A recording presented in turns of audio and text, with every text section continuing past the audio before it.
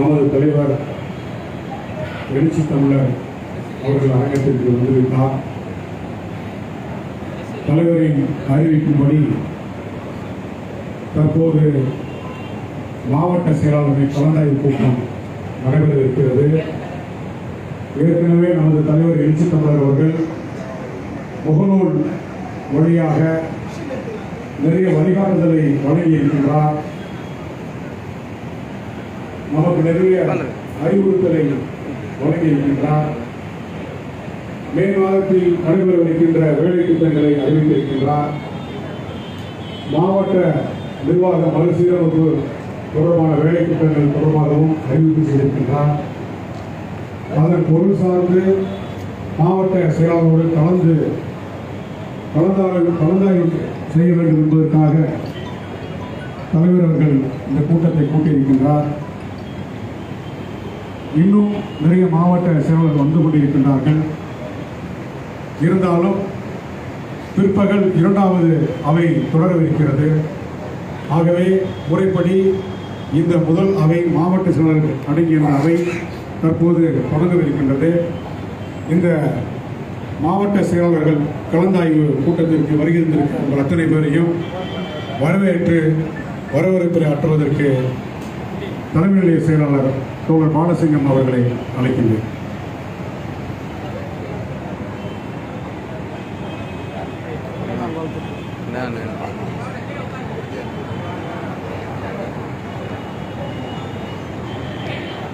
அனைவருக்கும் வணக்கம்.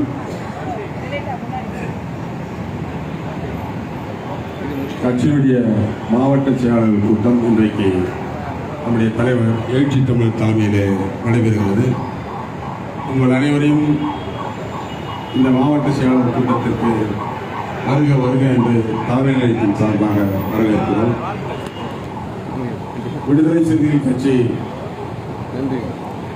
இன்றைக்கு அங்கீகாரம் பெற்ற பிறகு, தேர்தல் ஆணையத்தால் அங்கீகாரம் பெற்ற பிறகு முதன்முறையாக நடைபெறுகிற மாவட்ட செயலாளர்கள் கூட்டம். அதிலும் குறிப்பாக இந்த கடந்த 2 ஆண்டுகளில் 144 மாவட்ட செயலாளர்கள் பொறுப்பேற்ற பிறகு கோரிக்கை வைத்த தோழர்களுக்கு வருத்தத்தை தெரிவித்துக் கொள்கிறேன். எல்லோரும் பேச வேண்டும். அடுத்தடுத்த நிகழ்வுகள் வருகிற போது ஒரு சுழற்சி முறையில் இந்த வாய்ப்பு வழங்கப்படும். நண்பர்கள் உணவு வேலை நெருங்கிவிட்டது. அதன் பிறகு மேலிட பொறுப்பாளர்களின் கலந்தாய்வு கூட்டம் உள்ளது.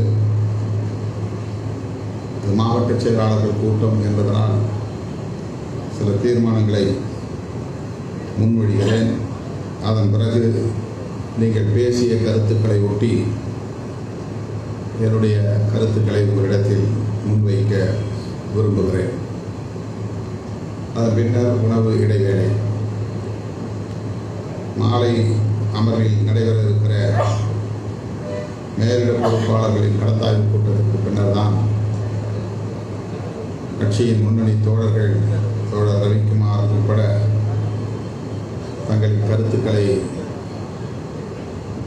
வழங்க இருக்கிறார்கள். இப்போது உங்களுடைய பார்வைக்கு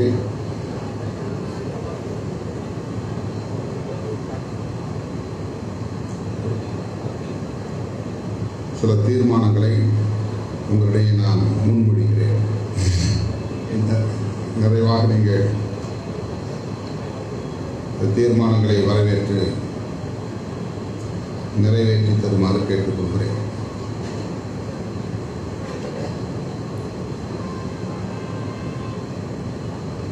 மொத்தம் 144 மாவட்ட செயலாளர்களில் 128 பேர் வந்திருக்கிறீர்கள். 128 பேரில் 15 பேர் பேசியிருக்கிறீர்கள். 11 பேர் வர இயலவில்லை என்று அனுமதி பெற்றிருக்கிறார்கள்.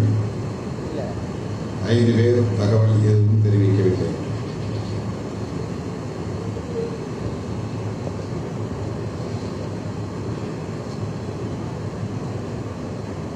பதினைந்து பேரும்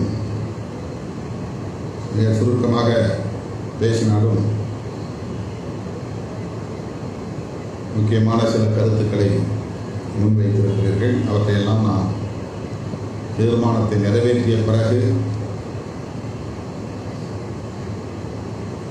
உங்களிடையே முன்வைத்து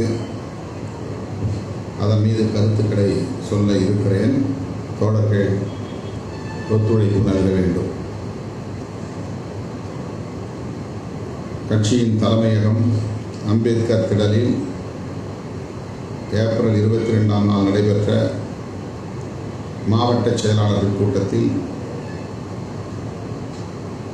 நிறைவேற்றப்பட உள்ள தீர்மானங்கள். தீர்மானம் எண் 1, ஆளுநரின் அதிகாரத்தை வரையறுத்து உச்சநீதிமன்றம் வழங்கியுள்ள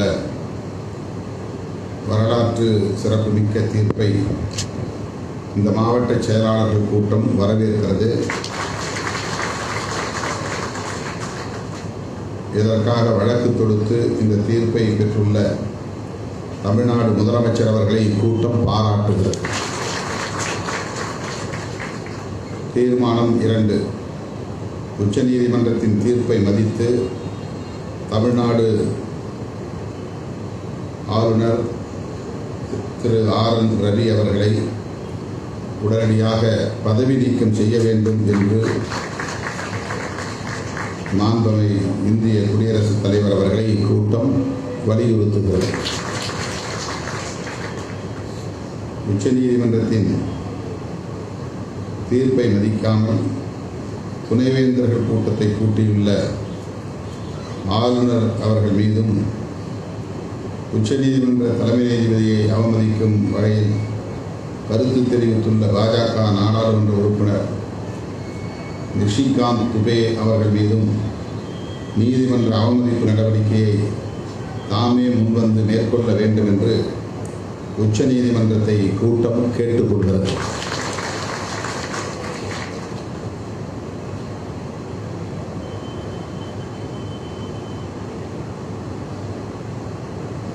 தீர்மானம் 4, மத்திய மாநில உறவுகளை சீராய்வு செய்வதற்கும் பரிந்துரைகளை வழங்குவதற்கும் உச்சநீதிமன்ற மேனாள் நீதிபதி திரு குரியன் தாமஸ் அவர்கள் தலைமையில் மாநில சுயாட்சி குழுவை அமைத்திருக்கிற தமிழ்நாடு அரசை, குறிப்பாக மாண்புமிகு முதல்வர் அவர்களை இந்த கூட்டம் பாராட்டுகிறது.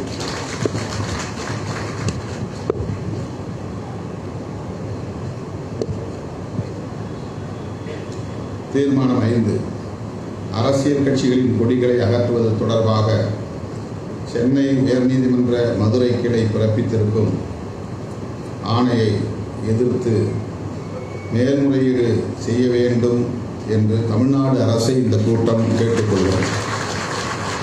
அந்த வழக்கின் இறுதி முடிவு வெளியாகும் வரை கட்சி கொடிகளை அகற்றுவதற்கு நடவடிக்கை எடுக்கக்கூடாது என தமிழ்நாடு அரசை கூட்டம் கேட்டுக்கொள்கிறது. தீர்மானம் 6, புரட்சியாளர் அம்பேத்கர் அவர்களின் திருவுருவச் சிலைகளை நிறுவுவதற்கு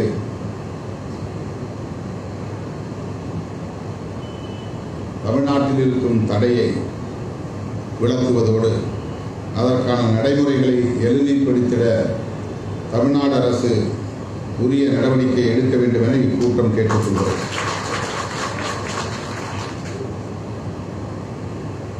தீர்மானம் 7, தமிழ்நாடு முழுவதிலும் பெருகி வரும் சாதிய வன்கொடுமைகளை கட்டுப்படுத்த தமிழ்நாடு அரசு உறுதியான நடவடிக்கைகளை மேற்கொள்ள வேண்டும் என்று இக்கூட்டம் வலியுறுத்துகிறது. விழுப்புரம் மாவட்டம் மேல்பாதி கிராமத்தில் இந்து சமய அறநிலையத்துறையின் கட்டுப்பாட்டில் உள்ள கோயிலில் பட்டியல் சமூக மக்கள் வழிபடுவதற்கு உயர்நீதிமன்ற உத்தரவின்படி நடவடிக்கை எடுத்த தமிழ்நாடு அரசுக்கு இக்கூட்டம் நன்றி தெரிவிக்கிறது. அவ்வாறு வழிபடச் சென்ற போது பட்டியல் சமூக மக்களை இழிவாக பேசி தாக்குவதற்கு முற்பட்டவர்கள் மீது சட்டப்படி நடவடிக்கை எடுக்குமாறும் இக்கூட்டம் கேட்டுக்கொள்கிறது. தீர்மானம் 8. இந்தி திணிப்பு எதிர்ப்பு போராட்டத்தில் தமது இன்னுயிரை ஈகம் செய்த ஈகியரின் நினைவாக அவர்கள் அனைவரது உருவச் சிலைகளோடும் கூடிய நினைவு மண்டபம் ஒன்றை சென்னையில் அமைத்திடுமாறு தமிழ்நாடு அரசை இக்கூட்டம் கேட்டுக்கொள்கிறது. இந்தி எதிர்ப்பு போராட்டத்தில் போலீசாரின் துப்பாக்கி குண்டுகளுக்கு பலியான அண்ணாமலை பல்கலைக்கழக மாணவர் ராஜேந்திரன் அவர்கள் அடக்கம் செய்யப்பட்ட பரங்கிப்பேட்டையில் தமிழ்நாடு அரசு நினைவு சின்னம் ஒன்றை எழுப்ப வேண்டும் என்றும், அண்ணாமலை பல்கலைக்கழகத்தோடு சிதம்பரம் நகரை இணைக்கும் மேம்பாலத்திற்கு ராஜேந்திரன் பெயரை சூட்ட வேண்டும் என்றும் விடுதலை சிறுத்தைகள் கட்சியின் சார்பில் பல ஆண்டுகளாக தொடர்ந்து தமிழ்நாடு அரசை வலியுறுத்தி வருகிறோம். அந்த கோரிக்கையை நிறைவேற்றி தருமாறு மாண்புமிகு முதல்வர் அவர்களை இக்கூட்டம் கேட்டுக்கொள்கிறது.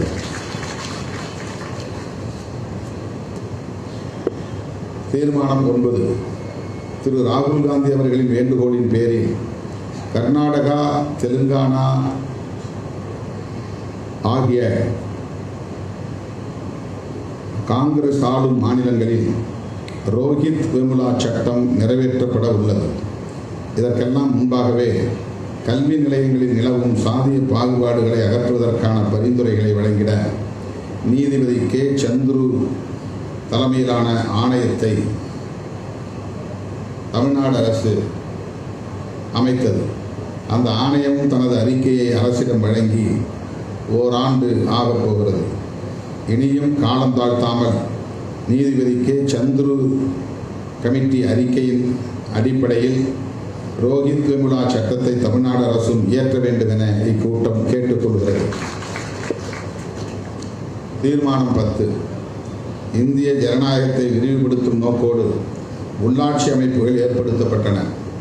அங்கு பட்டியல் சமூகத்தினருக்கென ஒதுக்கப்பட்ட ஊராட்சிகளின் தலைவர் தேர்தலில் போட்டியிட்டதற்காக மேலவளவு முருகேசன் உட்பட 7 பேர் சாதி வெறியர்களால் வெட்டி படுகொலை செய்யப்பட்டனர்.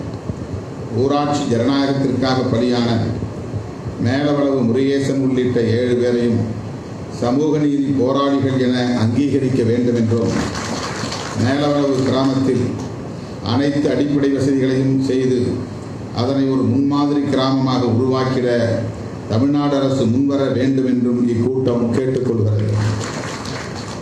அந்த போராளிகளை பெருமைப்படுத்தும் வகையில் அங்கே ஒரு மணிமண்டபம் அமைக்க வேண்டும் என்றும் தமிழ்நாடு அரசை இந்த மாவட்ட செயலாளர்கள் கூட்டம் வலியுறுத்துகிறது. தீர்மானம் 11. அமெரிக்க அரசு இந்திய பொருட்கள் மீது 26% வரியை விதித்துள்ளது. அது மட்டுமின்றி அமெரிக்காவில் உயர்கல்வி பெற்று வரும் பல்லாயிரக்கணக்கான இந்திய மாணவர்களின் விசாக்களை ரத்து செய்து வருகிறது. முறையான அனுமதியின்றி நுழைந்தார்கள் என குற்றம் சாட்டி இந்தியர்களை கைவிலங்கு கால்விலங்கிட்டு அவமானப்படுத்தியது. அமெரிக்க அரசின் இந்த நடவடிக்கைகளுக்கு ஒன்றிய பாஜக அரசு இதுவரை எந்த கண்டனத்தையும் தெரிவிக்கவில்லை. அத்துடன் இந்தியா வந்துள்ள அமெரிக்க துணை குடியரசுத் தலைவருக்கு சிவப்பு கம்பள வரவேற்பை மோடி அரசு அளித்து வருகிறது. இது இந்தியாவின் இறையாண்மையை பலியிடுவதாக உள்ளது. அமெரிக்காவின் அடிமையாக மாறிவிட்ட ஒன்றிய பாஜக அரசின் தேச விரோத அணுகுமுறையை இந்த கூட்டம் வன்மையாக கண்டிக்கிறது. இந்தியாவின் நலன்களை பாதுகாக்க முன்வருமாறு ஒன்றிய அரசை இக்கூட்டம் கேட்டுக்கொள்கிறது. தீர்மானம் 12. அரசமைப்பு சட்டத்திற்கு எதிராக ஒன்றிய பாஜக அரசால் நிறைவேற்றப்பட்டுள்ள வக்ஃப் திருத்த சட்டத்தை திரும்ப பெற வேண்டும் என இக்கூட்டம் ஒன்றிய அரசை வலியுறுத்துகிறது. அந்த சட்டத்திற்கு விதிக்கப்பட்டுள்ள தற்காலிக தடையை உச்சநீதிமன்றம் நீட்டிக்க வேண்டும் எனவும் இக்கூட்டம் கேட்டுக்கொள்கிறது. கடைசி தீர்மானம் 13. வக்ஃப் திருத்த சட்டத்தை எதிர்த்தும் மதச்சார்பின்மையை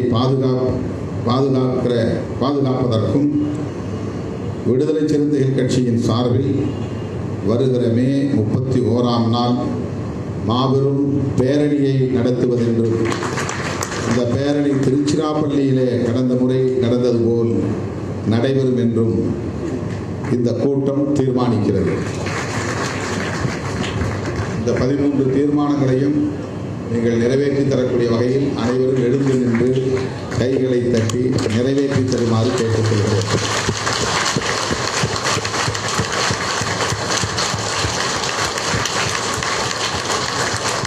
நன்றி.